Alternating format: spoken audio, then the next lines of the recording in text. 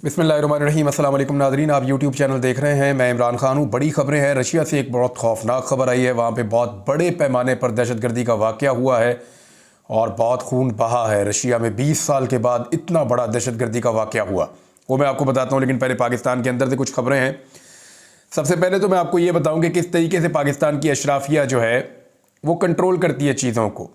यानी वो आरोज़ जिनके बारे में हाई कोर्ट्स ने ये कहा कि ये आरोज़ किसी सूरत भी साफ और शफाफ इलेक्शन नहीं करवा सकते, लिहाजा अदलिया के आरोज़ लगाए जाएं, जैसे होता है हमेशा। लेकिन फिर ब्यूरोक्रेट्स को आरोज़ लगाने के लिए कादी फ़ाइज़ ईसा साहब ने एक सहूलत फराम की सुप्रीम कोर्ट ऑफ पाकिस्तान से, और फिर आरोज़ लगे कादी फ़ाइज़ ईसा साहब के फैसले के बाद। तो जो आरोज़ लगे, उन्होंने जो गुल खिलाए, वो आपके सामने है। और अभी तक ऐसा ही किया जा रहा है कि आरओ बैठता है, चंद घंटे के अंदर गिनती मुकम्मल करता है लाखों वोटों की, और एक सीट जीते हुए को हरा के और जो दूसरा हारा हुआ उसको जिता देता है। तो लगातार ये कार्रवाइयाँ अभी तक डाली जा रही हैं। अब मैं आपके सामने एक नई चीज़ रखता हूँ। एक और आरओ ने एक और कारनामा कर दिया है, और वो कारनामा क्या है ज़रा ये देखिए आप। ये डॉन के ऊपर खबर छपी है, वहाँ से मैंने ये खबर उठाई है और इसकी तफसीलात मैं आपके सामने रख देता हूँ। ये एक सीट है जी नवाब शाह की, जिसको पहले आसिफ अली जरदारी साहब ने जीता था, या उनको जितवाया गया था, जैसे भी है। अब सिंध में तो इलेक्शन जैसा होता है वो आप सब अच्छी तरह जानते हैं। अब नवाब शाह से आसिफ अली जरदारी साहब के सदर पाकिस्तान मुंतखब होने के बाद एक नशिस्त खाली हो गई। वहाँ से आसिफा भुट्टो जरदारी, जो जरदारी साहब की छोटी बेटी हैं आसिफा जरदारी, उनको इलेक्शन लड़वाने का फैसला किया गया। खातून अव्वल का स्टेटस भी उनके पास ही है, क्योंकि खातून अव्वल या तो आपकी अहलिया होती हैं, अगर वो मौजूद नहीं है तो फिर आपकी बेटी खातून अव्वल हो सकती है। तो ये खातून अव्वल का स्टेटस भी इनके पास है, और यही इलेक्शन लड़ने जा रही हैं कौमी असम्बली का जनरल इलेक्शन। अब यहाँ पे कोशिश की जा रही थी कि तमाम उम्मीदवारों को बिठा दिया जाए उनके हक में, और बिला मुकाबला यानी इलेक्शन लड़े बगैर सदर पाकिस्तान आसिफ अली जरदारी और चेयरमैन पीपल्स पार्टी बिलावल जरदारी, इनकी बहन आसिफा जरदारी को ये इलेक्शन जितवा दिया जाए। अच्छा, अपोजिशन उम्मीदवारों पे काफ़ी जोर डाला गया। बाकी उम्मीदवारों को सबको कहा गया कि आप बैठ जाएं, इस इलेक्शन को वैसे ही जाने दें, इसका मुकाबला नहीं करना चाह रहे हम। तो इसमें जब उम्मीदवारों ने बैठने से इनकार कर दिया तो टोटल 11 उम्मीदवार मैदान में आए थे आरओ के सामने। उनमें से एक उम्मीदवार खुद आसिफा जरदारी साहबा हैं, जरदारी साहब की बेटी, और 3 उनके कवरिंग कैंडिडेट्स हैं। 3 कवरिंग कैंडिडेट उनके अपने हैं, यानी वो पाकिस्तान पीपल्स पार्टी के अपने लोग हैं, और उनके अलावा 8 दीगर लोग मौजूद थे। तो वो सारे के सारे जो है उनके कागजात नामजदगी मुस्तरद कर दिए गए हैं। तमाम उम्मीदवारों के कागजात मुस्तरद कर दिए। 11 की लिस्ट मौजूद है, और उनमें जो एक्सेप्ट किए गए हैं कागजात नामजदगी वो सिर्फ 3 हैं, और बाकी सारे के सारे जो हैं वो रिजेक्ट कर दिए गए हैं। यानी 7वां पेपर आसिफा भुट्टो जरदारी का है, एक्सेप्टेड, और उसके बाद नीचे वाले आखिरी 2 जो हैं वो उनके कवरिंग कैंडिडेट हैं। एक कोई सोलंगी साहब हैं और एक और कोई गुलाम सरवर साहब हैं। ये लोग जो हैं इनके एक्सेप्ट किए गए हैं, बाकी सारे के सारे रिजेक्ट कर दिए गए हैं। अब वो कौन लोग हैं जिनके कागजात रिजेक्ट किए गए हैं, जिनको इलेक्शन नहीं लड़ने दिया जा रहा, अब ये कोर्ट में जाएंगे, देखें फिर क्या होता है। लेकिन पहले मैं आपको बताऊं कि जरदारी साहब के खानदान में कौन कौन इस वक्त ओहदों के ऊपर बराजमान है। मेन लोग बता रहा हूं, दूर दराज के बाकी सब नहीं बता रहा, मेन लोग थोड़े से बता देता हूं आपको। फरियाल तालपुर साहिबा जो हैं वो सिंध की करता धरता हैं और रुकन सूबाई असम्बली हैं। आजरा पिचियो जो हैं वो सूबाई वजीर सेहत हैं। मीर मुनव्वर तालपुर जो हैं फरियाल तालपुर के शौहर हैं। अच्छा, इसके बाद जी आसिफ अली जरदारी खुद आपके सामने सदर पाकिस्तान हैं। बिलावल जरदारी अभी वजारत से उतरे हैं, और इस वक्त उनके पास हुकूमत की बागडोर एक तरह से उन लोगों के हाथ में, उनके बगैर हुकूमत चल नहीं सकती। आसिफा जरदारी भी कौमी असम्बली का इलेक्शन लड़ रही हैं, तो उनके जो फुफ्फा हैं वो भी असम्बली में मौजूद होंगे। तो इस तरह जरदारी साहब की फैमिली जो है वो ज़्यादातर यहीं पे है। अब जो 11 उम्मीदवारों ने अपने कागजात नामजदगी जमा करवाए थे, आरओ हैं जी अली शेर जमाली। इन्होंने कमाल किस्म का काम करते हुए ज़िमनी इंतखाबात में कागजात नामजदगी मंजूर नहीं किए आसिफा जरदारी के तमाम मुखालिफ उम्मीदवारों के, बकौल डॉन अखबार के, और 7 के जो हैं वो मुस्तरद कर दिए। इनमें पाकिस्तान तहरीक इंसाफ के हमायत याफ्ता उम्मीदवार, जिनका मुकाबला मुतवक्के था आसिफा जरदारी से, सरदार शेर मोहम्मद रिंद, इनके कागजात नामजदगी मुस्तरद कर दिए गए हैं। और अब ये लोग अदालतों में जाएंगे, धक्के खाएंगे, देखते हैं क्या होता है। लेकिन ये सूरत हाल चल रही है। अली अमीन गंडापुर के हवाले से एक खबर है और बार बार लोग इसके ऊपर सवालात उठाते हैं, तो ये मामला मैं आपके सामने रख देता हूँ। एक्चुअली ये है क्या?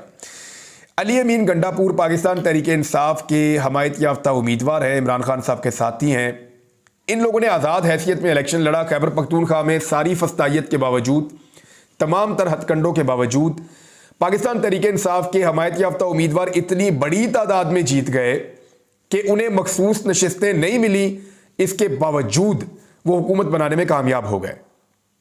यानी जो सादा अक्सरियत है वो उन्होंने मखसूस नशिस्तों के बगैर ही हासिल कर ली है। अब उसके बाद अली अमीन गंडापुर वज़ीर आला बने। जैसे ही वो बने उनके ऊपर तनकीद शुरू हो गई। यानी उन तमाम लोगों ने तनकीद की जिन्होंने कभी मुराद अली शाह पे तनकीद नहीं की।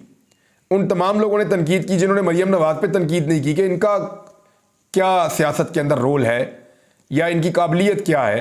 अली अमीन गंडापुर तो पहले वफाकी वजीर भी रह चुका है और अली अमीन गंडापुर एक सियासी वर्कर है। गो कि आप उनकी शख्सियत से एतराज़ कर सकते हैं, लेकिन वो एक सियासी वर्कर है, बहुत पुराना सियासी वर्कर है, बहुत लंबे अरसे से काम कर रहा है। वो तमाम लोग जिन्होंने आज तक किसी चीज़ पे एतराज़ नहीं किया, वो अली अमीन गंडापुर के वज़ीर आला बनने पे एतराज़ कर रहे थे। अब एक नया पैंतरा खेला जाता है। देखिए, पाकिस्तान तहरीक इंसाफ या अली अमीन गंडापुर या उनकी जमात के बाकी लोग जो हैं वो ये समझते हैं कि फॉर्म 47 के ऊपर बनने वाली वफाकी हुकूमत या पंजाब हुकूमत वो अवामी मैंडेट को चोरी करके आए हैं। अवामी मैंडेट के मुताबिक वो हुकूमत नहीं बनी, तो वो कहते हैं हम इसकी इखलाकी हैसियत को नहीं मानते। जब वो ये कहते हैं कि हम इसकी इखलाकी हैसियत को नहीं मानते, तो फिर उनके ऊपर तनकीद ये की जाती है फिर आप उनसे मिलते क्यों हैं, या आप उनसे बात क्यों करते हैं, या आप उनके साथ तस्वीर क्यों बनाते हैं। तो मामला ये है कि हुकूमत तो बनाई गई है, जैसे भी बनी है, पाकिस्तान का हर शहरी जानता है, पाकिस्तान से बाहर दुनिया जानती है। अमेरिका और यूरोप के अंदर मुतालबात हो रहे हैं इस हुकूमत को लेकर, जिस तरह के ये इंतखाबात हैं, ये सारी चीज़ें अपनी जगह पे। लेकिन क्या अली अमीन गंडापुर ने सूबा नहीं चलाना?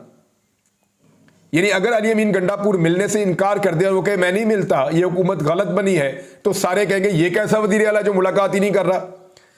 यानी एक दिन अली अमीन गंडापुर इस्लामाबाद में थे, शहबाज शरीफ साहब खैबर पख्तूनख्वा में गए, अली अमीन गंडापुर ने रिसीव नहीं किया, तो तमाम अखबारात के फ्रंट के ऊपर ये खबरें छप गई और तमाम मीडिया ने मातम करना शुरू कर दिया कि रिसीव क्यों नहीं किया वज़ीर आज़म को।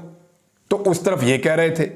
अब अगर अली अमीन गंडापुर रिसीव करे तो वो कहेंगे लो जी उसको रिसीव कर लिया, ये रिसीव क्यों कर रहा है अगर नहीं मानता तो एक पंजाबी की मिसाल है कि आटा गुंदे हिल्दी क्यों है। मैं आपके लिए इसको सिंप्लीफाई कर देता हूं और ये जवाब सबके पास रहना चाहिए।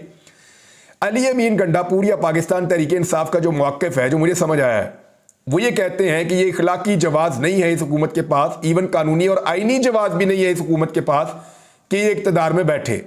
वो इसलिए कि ये अवाम के वोटों से नहीं बनी, ये मैंडेट चोरी करके आए हैं। लेकिन क्योंकि ये हुकूमत पे बैठ गए हैं और उन्होंने हर चीज़ पे कब्जा कर लिया है, तो खैबर पख्तूनख्वा के वसाइल या खैबर पख्तूनख्वा का जो हक है उसको हासिल करने के लिए अली अमीन गंडापुर को इन्हीं से बात करनी पड़ेगी। यानी अगर वो आ रहे हैं, ऐसा नहीं है कि वो शौक से आके इनके साथ बैठ के बात करते हैं। मैंने उन लोगों से बात की, वो कह रहे हैं जी अपना हक कैसे छोड़ें। खैबर पख्तूनख्वा की इतनी बड़ी आबादी है, उसका हक जो है वो वफाक के पास है। वहां पे आके एक हुकूमत चले चोरी करके बैठ गई, लेकिन उन्हीं से मिलकर अपना हक लेना पड़ेगा, अपने लोगों का हक लेना पड़ेगा। तो अपने हक को छोड़ नहीं सकते। लेकिन साथ साथ ये वो कह रहे हैं कि ये जिद्दोजहद हम जारी रखेंगे कि ये धांधली के नतीजे में मैंडेट चोरी करके आने वाले हुक्मरान हैं, ये लेजिटिमेट गवर्नमेंट नहीं है, इनके खिलाफ हम अपना एहतजाज भी करते रहेंगे और इनके खिलाफ तमाम फोरम, चाहे वो कानूनी है, अदालती हैं, आइनी हैं, एहतजाज के हैं, तमाम फोरम्स के ऊपर वो कह रहे हैं जी हम आवाज़ अपनी उठाएंगे। अब जनाब ये सूरत हाल है पाकिस्तान के अंदर। पॉलिटिक्स की कुछ चीज़ें और भी हैं इससे मुतालिक, मैं आपके साथ शेयर करूंगा ज़रूर नेक्स्ट वीलॉग में। लेकिन अभी कुछ बहुत बड़ी और ताज़ा खबर है जो मॉस्को से है। मॉस्को जी रशिया का दारुल हुकूमत है और वहाँ पे क्रेमलिन के पास जो बिल्कुल उनका मेन हब है, उसके लगभग 12 मील के फासले के ऊपर जो मॉस्को रिंग रोड है, उसके नज़दीक एक कॉन्सर्ट हॉल है। वहाँ पे एक बहुत बड़ा हमला हुआ है और ये एक दहशतगर्दी का हमला है।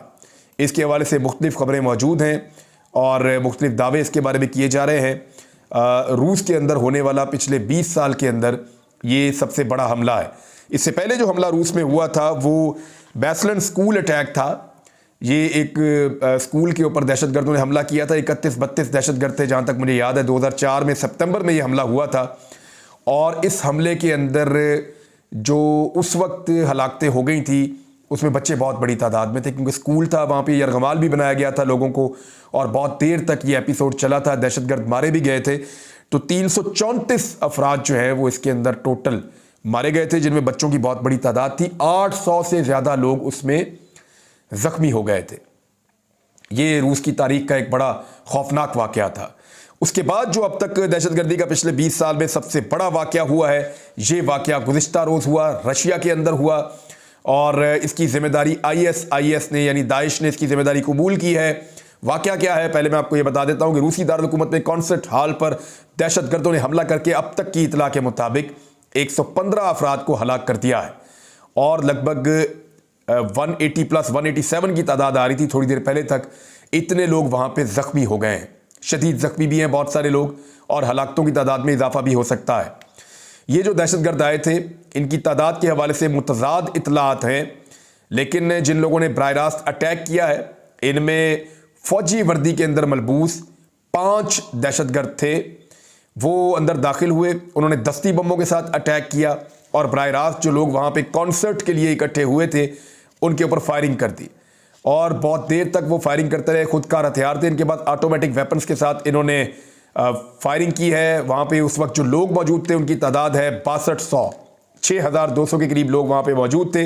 वहाँ पे एक सहाफ़ी जो था, उसके मुताबिक मुसल्लह अफराद ने ऑटोमेटिक वेपन्स के साथ, दस्ती बम के साथ, और एक आग लगाने वाला उनके पास बम था, यानी वो एक ऐसा केमिकल यूज़ कर रहे थे जिसके बाद आग एकदम भड़क जाती थी और बहुत तेज़ी से फैल जाती थी, और हर तरफ कॉन्सर्ट हॉल में आग फैल गई। दहशतगर्द हाल में मौजूद लोगों पर तकरीबन 20 मिनट तक गोलियां चलाते रहे, और उसके बाद रेस्क्यू वाले आए, उन्होंने तहखाने से तकरीबन 100 लोगों को निकाला, उनको तिब्बी इमदाद दी है, और बहुत खौफनाक सूरत हाल है, बड़े खौफनाक मनाजिर हैं वहाँ पे। अभी तक रेस्क्यू का काम जारी है, और चंद दिन लग जाएंगे इस सारे काम के अंदर। और सदर पुतिन को इसके बारे में फौरी तौर पे ब्रीफिंग दी गई। उनका रद्द-ए-अमल जो है वो बड़ा जारहाना उसके ऊपर आया है, लेकिन अमेरिका ने ये कहा है कि हमने पहले ही रूस को ये बता दिया था कि एक हमला होने वाला है। अमेरिका ने अपने शहरियों को ख़बरदार भी कर दिया था कि वो मॉस्को में और रूस के बड़े इलाकों में, ख़ास तौर पे जो रश वाले एरियाज़ हैं या ऐसी तकरीबात जहाँ पे ज़्यादा लोग इकट्ठे होते हैं, वहाँ पे जाने से गुरेज करें। अमेरिका के पास ये इन्फॉर्मेशन पहले से मौजूद थी, और अमेरिका कह रहा है कि हमने पहले से, वाशिंगटन से ये खबर आ रही है कि हमने पहले से रशिया को इसके बारे में वार्निंग दी थी, और हमने पहले से बता दिया था कि दहशतगर्द ऐसी कोई कार्रवाई रूस के अंदर कर सकते हैं। और रूस में अमरीकी सफारतखाने ने कहा था कि इनके पास रिपोर्ट्स हैं, उन रिपोर्ट्स की निगरानी कर रहा है कि इंतहा पसंदों के मास्को में बड़े इज्तिमात को निशाना बनाने का मंसूबा है। सफारतखाने में अमरीकी शहरियों को खबरदार किया था कि वो बड़े इज्तिमात से गुरेज करें। अच्छा, अब इसमें जो है वो रूस का भी एक रद्द-ए-अमल उस वक्त भी आया था और अब भी आया है, और उनका, अच्छा इसमें एक और चीज़ भी है कि इसराइल ने भी रशिया को एक धमकी दी है हाल ही में, और उसके बाद ये एक दहशतगर्दी का हमला हुआ है।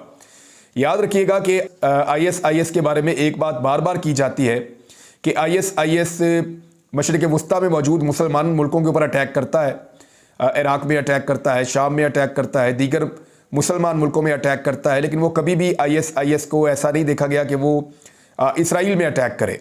तो बहुत सारे लोग इन खदशात का इजहार करते हैं कि ISIS की जड़ें इसराइल के साथ जाकर मिलती हैं। ये इल्ज़ाम इसराइल के ऊपर बार बार लगाया जाता है। तो इसराइल ने अभी रशिया के बारे में बड़ा सख्त स्टेटमेंट दिया था, उसके बाद ISIS ने ये अटैक किया रशिया के अंदर। इसको इस एंगल से भी कुछ लोग देख रहे हैं, लेकिन अभी चीज़ें कहना कबल अज़ वक्त हैं, वक्त आएगा ये सारी चीज़ें सामने आ जाएंगी। एक चीज़ और याद रखिएगा कि डोनाल्ड ट्रंप जो इस वक्त सदारती उम्मीदवार हैं, अमेरिका में इलेक्शन लड़ रहे हैं, वो बार बार ये कह चुके हैं इससे पहले भी कि ISIS को बनाने में बराक ओबामा का किरदार था। बराह रास्त वो इल्ज़ाम लगा चुके हैं।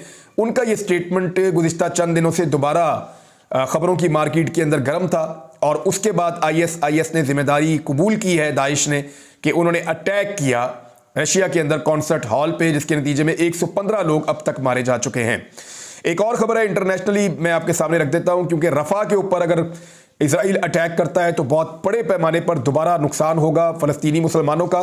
और इसराइली वज़ीर आज़म ने अपने मुस्तकिल इत्तेहादी अमरीका को ये कह दिया है कि अगर अमरीका ने रफ़ा पर हमले के लिए हमारी इमदाद ना की और हमें सहूलियात फराहम ना की, जैसी कि पहले 5 महीने से वो कर रहा है, अगर अमेरिका ने ऐसा ना भी किया तो भी इसराइल अकेले रफा के ऊपर अटैक करेगा और उसे कामयाब बनाने की कोशिश करेगा।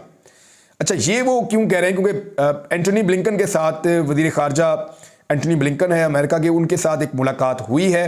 नेतन्याहू के दफ्तर ने फिर ये बयान जारी किया है और उन्होंने ये कहा कि हर कीमत के ऊपर रफा पर इसराइल हमला करेगा। उसका नतीजा क्या होगा, ये चीज़ें मैं आपको अगले वीलॉग में बताऊंगा, लेकिन अब तक के लिए इतना ही।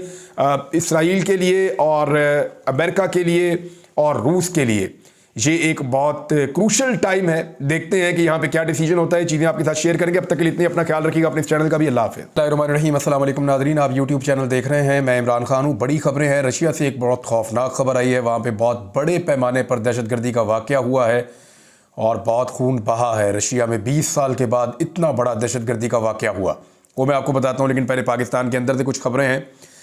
सबसे पहले तो मैं आपको ये बताऊँ कि किस तरीके से पाकिस्तान की अशराफिया जो है वो कंट्रोल करती है चीज़ों को।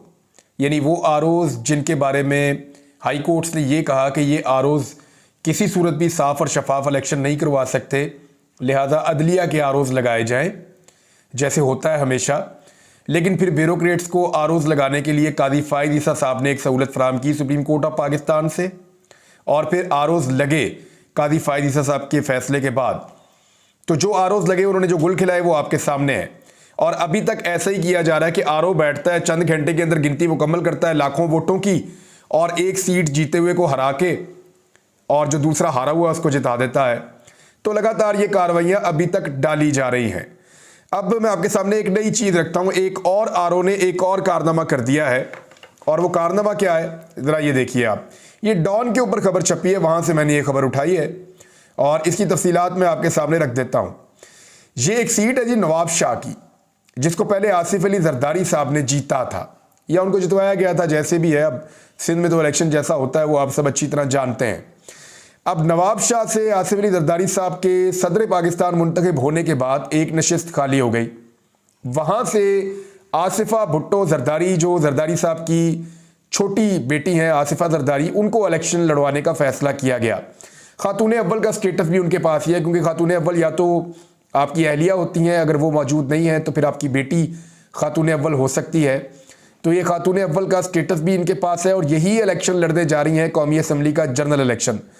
अब यहाँ पे कोशिश की जा रही थी कि तमाम उम्मीदवारों को बिठा दिया जाए उनके हक में, और बिला मुकाबला यानी इलेक्शन लड़े बगैर सदर पाकिस्तान आसिफ अली जरदारी और चेयरमैन पीपल्स पार्टी बिलावल जरदारी, इनकी बहन आसिफा जरदारी को ये इलेक्शन जितवा दिया जाए। अच्छा, अपोजिशन उम्मीदवारों पे काफ़ी जोर डाला गया, बाकी उम्मीदवारों को सबको कहा गया कि आप बैठ जाएं, इस इलेक्शन को वैसे ही जाने दें, इसका मुकाबला नहीं करना चाह रहे हम। तो इसमें जब उम्मीदवारों ने बैठने से इनकार कर दिया तो टोटल 11 उम्मीदवार मैदान में आए थे आरओ के सामने। उनमें से एक उम्मीदवार खुद आसिफा जरदारी साहबा हैं, जरदारी साहब की बेटी, और 3 उनके कवरिंग कैंडिडेट्स हैं। 3 कवरिंग कैंडिडेट उनके अपने हैं, यानी वो पाकिस्तान पीपल्स पार्टी के अपने लोग हैं, और उनके अलावा 8 दीगर लोग मौजूद थे। तो वो सारे के सारे जो है उनके कागजात नामजदगी मुस्तरद कर दिए गए हैं। तमाम उम्मीदवारों के कागजात मुस्तरद कर दिए, 11 की लिस्ट मौजूद है, और उनमें जो एक्सेप्ट किए गए हैं कागजात नामजदगी वो सिर्फ 3 हैं, और बाकी सारे के सारे जो हैं वो रिजेक्ट कर दिए गए हैं। यानी 7वां पेपर आसिफा भुट्टो जरदारी का है एक्सेप्टेड, और उसके बाद नीचे वाले आखिरी 2 जो हैं वो उनके कवरिंग कैंडिडेट हैं। एक कोई सोलंगी साहब हैं और एक और कोई गुलाम सरवर साहब हैं। ये लोग जो हैं इनके एक्सेप्ट किए गए हैं, बाकी सारे के सारे रिजेक्ट कर दिए गए हैं। अब वो कौन लोग हैं जिनके कागजात रिजेक्ट किए गए हैं, जिनको इलेक्शन नहीं लड़ने दिया जा रहा, अब ये कोर्ट में जाएंगे, देखें फिर क्या होता है। लेकिन पहले मैं आपको बताऊं कि जरदारी साहब के खानदान में कौन कौन इस वक्त ओहदों के ऊपर विराजमान है। मेन लोग बता रहा हूं, दूर दराज के बाकी सब नहीं बता रहा, मेन लोग थोड़े से बता देता हूं आपको। फरियाल तालपुर साहिबा जो हैं वो सिंध की करता धरता हैं और रुकन सूबाई असम्बली हैं। आजरा पिचियो जो हैं वो सूबाई वजीर सेहत हैं।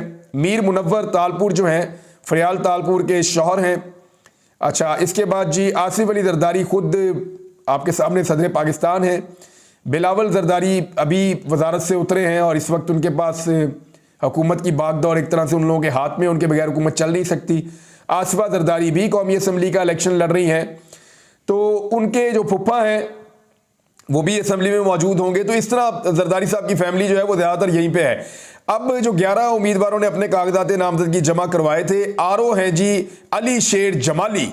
इन्होंने कमाल किस्म का काम करते हुए ज़िमनी इंतखाबात में कागजात नामजदगी मंजूर नहीं किए आसिफा जरदारी के तमाम मुखालिफ उम्मीदवारों के, बकौल डॉन अखबार के, और 7 के जो हैं वो मुस्तरद कर दिए। इसमें पाकिस्तान तहरीक इंसाफ के हमायत याफ्ता उम्मीदवार जिनका मुकाबला मुतवक्के था आसिफा जरदारी से, सरदार शेर मोहम्मद रिंद, इनके कागजात नामजदगी मुस्तरद कर दिए गए हैं और अब ये लोग अदालतों में जाएंगे, धक्के खाएंगे, देखते हैं क्या होता है। लेकिन ये सूरत हाल चल रही है। अली अमीन गंडापुर के हवाले से एक खबर है और बार बार लोग इसके ऊपर सवालात उठाते हैं, तो ये मामला मैं आपके सामने रख देता हूँ। एक्चुअली ये है क्या? अली अमीन गंडापुर पाकिस्तान तहरीक इंसाफ के हमायत याफ्ता उम्मीदवार हैं, इमरान खान साहब के साथी हैं। इन लोगों ने आज़ाद हैसियत में इलेक्शन लड़ा। खैबर पख्तूनख्वा में सारी फस्तायत के बावजूद, तमाम तर हथकंडों के बावजूद पाकिस्तान तहरीक इंसाफ के हमायत याफ्ता उम्मीदवार इतनी बड़ी तादाद में जीत गए कि उन्हें मखसूस नशिस्तें नहीं मिली। इसके बावजूद वो हुकूमत बनाने में कामयाब हो गए। यानी जो सादा अक्सरियत है वो उन्होंने मखसूस नशिस्तों के बगैर ही हासिल कर ली है। अब उसके बाद अली अमीन गंडापुर वज़ीर आला बने। जैसे ही वो बने उनके ऊपर तनकीद शुरू हो गई। यानी उन तमाम लोगों ने तनकीद की जिन्होंने कभी मुराद अली शाह पे तनकीद नहीं की। उन तमाम लोगों ने तनकीद की जिन्होंने मरियम नवाज पे तनकीद नहीं की कि इनका क्या सियासत के अंदर रोल है या इनकी काबिलियत क्या है। अली अमीन गंडापुर तो पहले वफाकी वजीर भी रह चुका है और अली अमीन गंडापुर एक सियासी वर्कर है। गो कि आप उनकी शख्सियत से एतराज़ कर सकते हैं, लेकिन वो एक सियासी वर्कर है, बहुत पुराना सियासी वर्कर है, बहुत लंबे अरसे से काम कर रहा है। वो तमाम लोग जिन्होंने आज तक किसी चीज़ पर एतराज़ नहीं किया, वो अली अमीन गंडापुर के वज़ीर आला बनने पर एतराज़ कर रहे थे। अब एक नया पैंतरा खेला जाता है। देखिए, पाकिस्तान तहरीक इंसाफ या अली अमीन गंडापुर या उनकी जमात के बाकी लोग जो हैं वो ये समझते हैं कि फॉर्म 47 के ऊपर बनने वाली वफाकी हुकूमत या पंजाब हुकूमत वो अवामी मैंडेट को चोरी करके आए हैं। अवामी मैंडेट के मुताबिक वो हुकूमत नहीं बनी, तो वो कहते हैं हम इसकी इखलाकी हैसियत को नहीं मानते। जब वो ये कहते हैं कि हम इसकी इखलाकी हैसियत को नहीं मानते, तो फिर उनके ऊपर तनकीद ये की जाती है फिर आप उनसे मिलते क्यों हैं, या आप उनसे बात क्यों करते हैं, या आप उनके साथ तस्वीर क्यों बनाते हैं। तो मामला ये है कि हुकूमत तो बनाई गई है जैसे भी बनी है, पाकिस्तान का हर शहरी जानता है, पाकिस्तान से बाहर दुनिया जानती है। अमेरिका और यूरोप के अंदर मुतालबात हो रहे हैं इस हुकूमत को लेकर, जिस तरह के ये इंतखाबात हैं। ये सारी चीज़ें अपनी जगह पे, लेकिन क्या अली अमीन गंडापुर ने सूबा नहीं चलाना? यानी अगर अली अमीन गंडापुर मिलने से इनकार कर दिया, वो कहे मैं नहीं मिलता, ये हुकूमत गलत बनी है, तो सारे कहेंगे ये कैसा वज़ीर आला जो मुलाकात ही नहीं कर रहा। यानी एक दिन अली अमीन गंडापुर इस्लामाबाद में थे, शहबाज शरीफ साहब खैबर पख्तूनख्वा में गए, अली अमीन गंडापुर ने रिसीव नहीं किया, तो तमाम अखबारात के फ्रंट के ऊपर ये खबरें छप गई और तमाम मीडिया ने मातम करना शुरू कर दिया कि रिसीव क्यों नहीं किया वज़ीर आज़म को। तो उस तरफ ये कह रहे थे। अब अगर अली अमीन गंडापुर रिसीव करे तो वो कहेंगे लो जी उसको रिसीव कर लिया, ये रिसीव क्यों कर रहा है अगर नहीं मानता तो एक पंजाबी की मिसाल है कि आटा गुंदे हिल्दी क्यों है। मैं आपके लिए इसको सिंप्लीफाई कर देता हूं और ये जवाब सबके पास रहना चाहिए। अली अमीन गंडापुर या पाकिस्तान तहरीक इंसाफ का जो मौक़िफ़ है, जो मुझे समझ आया है, वो ये कहते हैं कि ये इखलाकी जवाज़ नहीं है इस हुकूमत के पास, इवन कानूनी और आइनी जवाज़ भी नहीं है इस हुकूमत के पास कि ये इक़्तिदार में बैठे। वो इसलिए कि ये अवाम के वोटों से नहीं बनी, ये मैंडेट चोरी करके आए हैं। लेकिन क्योंकि ये हुकूमत में बैठ गए हैं और उन्होंने हर चीज़ पर कब्जा कर लिया है, तो खैबर पख्तूनख्वा के वसाइल या खैबर पख्तूनख्वा का जो हक है उसको हासिल करने के लिए अली अमीन गंडापुर को इन्हीं से बात करनी पड़ेगी। यानी अगर वो आ रहे हैं, ऐसा नहीं है कि वो शौक से आगे इनके साथ बैठ के बात करते हैं। मैंने उन लोगों से बात की, वो कह रहे हैं जी अपना हक कैसे छोड़ें। खैबर पख्तूनख्वा की इतनी बड़ी आबादी है, उसका हक जो है वो वफाक के पास है। वहां पे आके एक हुकूमत चले चोरी करके बैठ गई, लेकिन उन्हीं से मिलकर अपना हक लेना पड़ेगा, अपने लोगों का हक लेना पड़ेगा। तो अपने हक को छोड़ नहीं सकते। लेकिन साथ साथ ये वो कह रहे हैं कि ये जिद्दोजहद हम जारी रखेंगे कि ये धांधली के नतीजे में मैंडेट चोरी करके आने वाले हुक्मरान हैं, ये लेजिटिमेट गवर्नमेंट नहीं है, इनके खिलाफ हम अपना एहतजाज भी करते रहेंगे और इनके खिलाफ तमाम फोरम, चाहे वो कानूनी है, अदालती हैं, आइनी हैं, एहतजाज के हैं, तमाम फोरम्स के ऊपर वो कह रहे हैं जी हम आवाज़ अपनी उठाएंगे। अब जनाब ये सूरत हाल है पाकिस्तान के अंदर। पॉलिटिक्स की कुछ चीज़ें और भी हैं इससे मुतालिक, मैं आपके साथ शेयर करूंगा ज़रूर नेक्स्ट वीलॉग में। लेकिन अभी कुछ बहुत बड़ी और ताज़ा खबर है जो मॉस्को से है। मॉस्को जी रशिया का दारुल हुकूमत है और वहाँ पे क्रेमलिन के पास जो बिल्कुल उनका मेन हब है, उसके लगभग 12 मील के फासले के ऊपर जो मॉस्को रिंग रोड है उसके नज़दीक एक कॉन्सर्ट हॉल है, वहाँ पे एक बहुत बड़ा हमला हुआ है और ये एक दहशतगर्दी का हमला है। इसके हवाले से मुख्तलिफ खबरें मौजूद हैं और मुख्तलिफ दावे इसके बारे में किए जा रहे हैं। रूस के अंदर होने वाला पिछले 20 साल के अंदर ये सबसे बड़ा हमला है। इससे पहले जो हमला रूस में हुआ था वो बैसलन स्कूल अटैक था। ये एक स्कूल के ऊपर दहशतगर्दों ने हमला किया था। 31-32 दहशतगर्द थे जहाँ तक मुझे याद है। 2004 में सितंबर में ये हमला हुआ था और इस हमले के अंदर जो उस वक्त हलाकतें हो गई थी उसमें बच्चे बहुत बड़ी तादाद में थे, क्योंकि स्कूल था, वहाँ पे यरगमाल भी बनाया गया था लोगों को और बहुत देर तक ये एपिसोड चला था। दहशतगर्द मारे भी गए थे। तो 334 अफराद जो है वो इसके अंदर टोटल मारे गए थे, जिनमें बच्चों की बहुत बड़ी तादाद थी। 800 से ज़्यादा लोग उसमें ज़ख्मी हो गए थे। ये रूस की तारीख का एक बड़ा खौफनाक वाक़या था। उसके बाद जो अब तक दहशतगर्दी का पिछले 20 साल में सबसे बड़ा वाक़या हुआ है, ये वाक़या गुज़िश्ता रोज़ हुआ, रशिया के अंदर हुआ और इसकी ज़िम्मेदारी ISIS ने यानी दाइश ने इसकी ज़िम्मेदारी कबूल की है। वाक़या क्या है पहले मैं आपको ये बता देता हूँ कि रूसी दारुल हुकूमत में कॉन्सर्ट हॉल पर दहशतगर्दों ने हमला करके अब तक की इतला के मुताबिक 115 अफराद को हलाक कर दिया है और लगभग 180 प्लस 187 की तादाद आ रही थी थोड़ी देर पहले तक। इतने लोग वहाँ पे ज़ख्मी हो गए हैं, शदीद ज़ख्मी भी हैं बहुत सारे लोग और हलाकतों की तादाद में इजाफा भी हो सकता है। ये जो दहशतगर्द आए थे इनकी तादाद के हवाले से मुतज़ाद इतलात हैं, लेकिन जिन लोगों ने बराह रास्त अटैक किया है इनमें फ़ौजी वर्दी के अंदर मलबूस 5 दहशतगर्द थे। वो अंदर दाखिल हुए, उन्होंने दस्ती बमों के साथ अटैक किया और बराह रास्त जो लोग वहाँ पे कॉन्सर्ट के लिए इकट्ठे हुए थे उनके ऊपर फायरिंग कर दी और बहुत देर तक वो फायरिंग करते रहे। खुदकार हथियार थे इनके बाद, ऑटोमेटिक वेपन्स के साथ इन्होंने फायरिंग की है। वहाँ पे उस वक्त जो लोग मौजूद थे उनकी तादाद है 6200, 6200 के करीब लोग वहाँ पे मौजूद थे।